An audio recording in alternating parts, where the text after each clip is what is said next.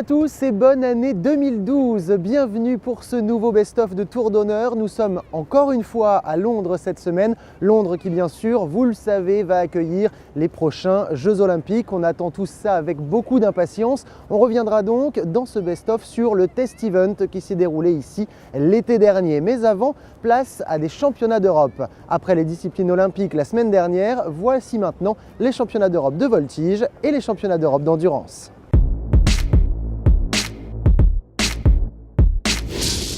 Grande favorite, John Eccles n'a pour une fois pas fait toute la course en tête. Cette année, elles sont deux à devancer toutes les autres et jusqu'au quatrième et dernier passage, elle est deuxième, juste derrière Sarah Kay. La jeune Allemande, très régulière jusqu'au bout de ses 4 passages, bénéficie en plus de bonnes notes de son cheval Tjeko, toujours noté à plus de 7 par les juges. Le score total de l'Allemande arrive sur le tableau, 8,533.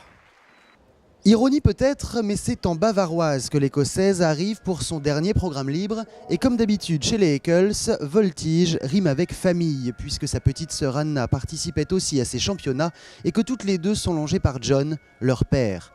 Et ce dernier programme est parfait, même si Bentley, son cheval, est moins bien noté, la voltigeuse est nettement au-dessus de ses concurrentes. Tous les juges sont d'accord et notent la jeune femme largement au-dessus de 9. Elle remporte donc ce dernier passage et au cumulé, elle obtient 8,553, soit 2 centièmes de point seulement de mieux que Sarah Kay. C'est donc un nouveau titre pour la Britannique devant l'Allemande et le podium est complété par une habituée des grands rendez-vous, la Danoise Rikke Lohmann. La meilleure Française, Anne-Sophie Museanus, perd un peu pied sur la dernière manche. Elle perd donc quelques places et sort du top 10 pour terminer déçue à la 11e place. C'était pourtant bien parti car incroyable mais vrai, Nicolas Andreani a réussi ce qu'il n'avait jamais fait, être en tête après les imposés. Mais une chute lors du premier libre vendredi le fait vite redescendre à la 4e place. Et si samedi il gagne le technique, ça ne suffit pas pour reprendre le dessus sur le Suisse Patrick Lousser. Voilà le scénario avant le dernier round. Et c'est le Suisse qui s'élance le premier. Nouvelle tenue, nouveau programme, mais une voltige toujours très gymnique, très technique. Pas de faute, un cheval régulier, un passage noté à 9,075, difficile à aller chercher, mais le Français n'a pas l'habitude de baisser les bras.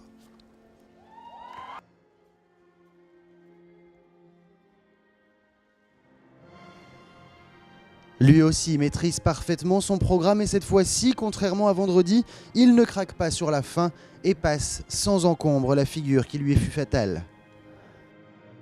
La joie peut exploser sur la piste, mais aussi dans les gradins, car c'est la meilleure note de la compétition qui s'affiche, 9,155.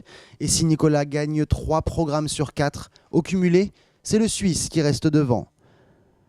Derrière, on retrouve en bronze le jeune Allemand Viktor Bruswitz, talonné de près par un autre Français, Ivan Nous, qui loupe le podium pour 1/10 de point seulement. A noter enfin la 7e place prometteuse de Jacques Ferrari, le 3e français engagé qu'il faudra suivre à coup sûr jusqu'aux prochains Jeux mondiaux en 2014.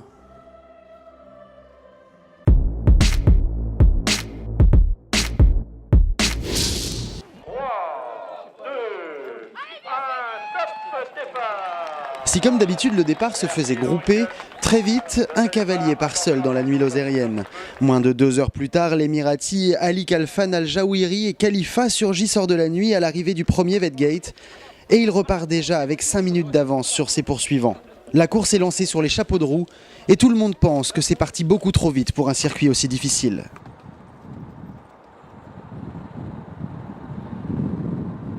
Une avance qui augmente au fur et à mesure des kilomètres, si bien que dans le brouillard sur le Montégoal, au kilomètre 68, l'homme de tête a déjà 25 minutes d'avance sur le groupe qui suit.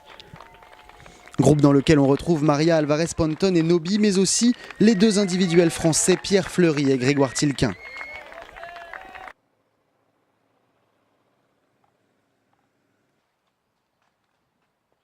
Si les décors changent, le scénario reste le même pour celui qui est devant en tout cas.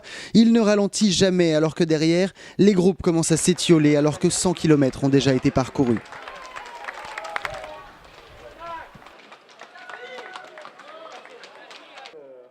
Kilomètre 109, c'est l'heure du 4e Wetgate. Il est 12h20 quand l'Emirati se présente, soit 27 minutes avant l'Espagnole, mais aussi l'Allemande Sabrina Arnold, 2 Bahreïnis, un Qatari, une Italienne et toujours les 2 individuels français qui suivent le rythme. Et à 13h, c'est l'équipe de France qui va se présenter. Virginie Adjé, Sonny Demedy et Julien Coichet sont regroupés, talonnés par les Espagnols. Avant les 2 dernières étapes, la France et l'Espagne se tiennent en 1 seconde pour le championnat d'Europe. Il reste 50 km. Pour l'instant, rien n'est gagné, rien n'est perdu.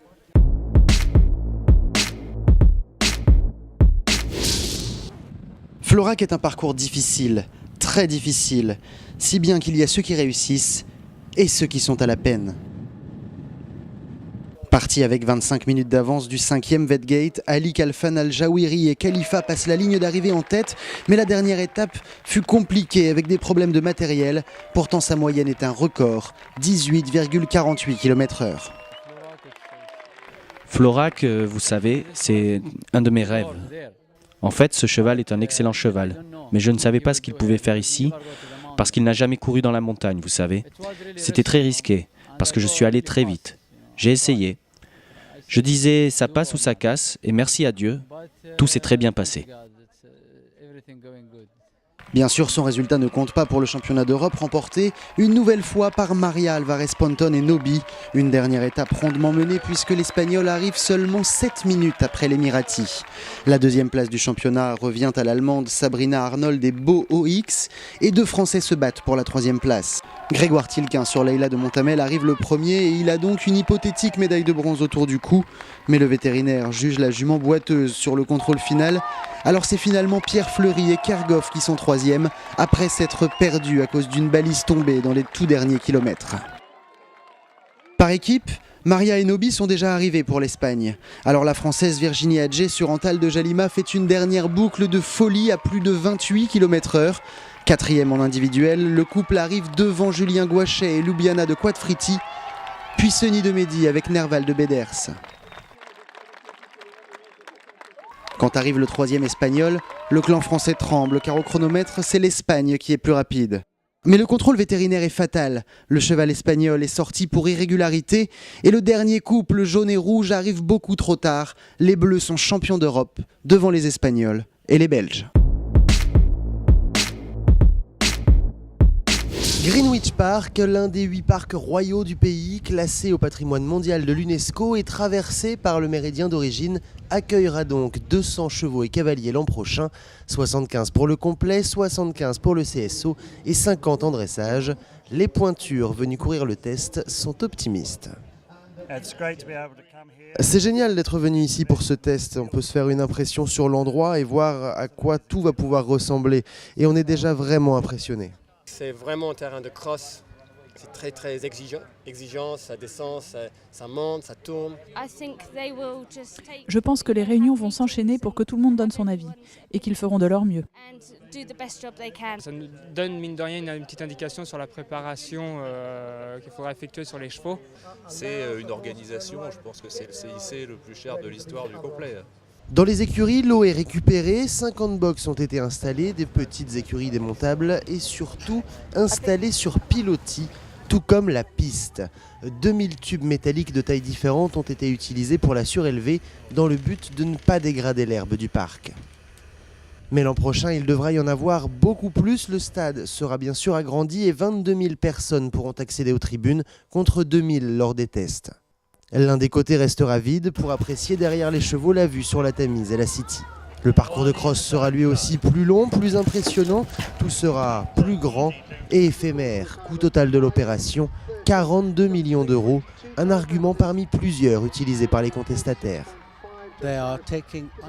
Ils prennent des risques inacceptables par rapport à l'écologie et l'archéologie de ce parc historique et classé. Et on est aussi contre l'exclusion des personnes qui vivent ici car ils vont fermer le parc pendant 1 mois l'année prochaine en pleines vacances scolaires d'été.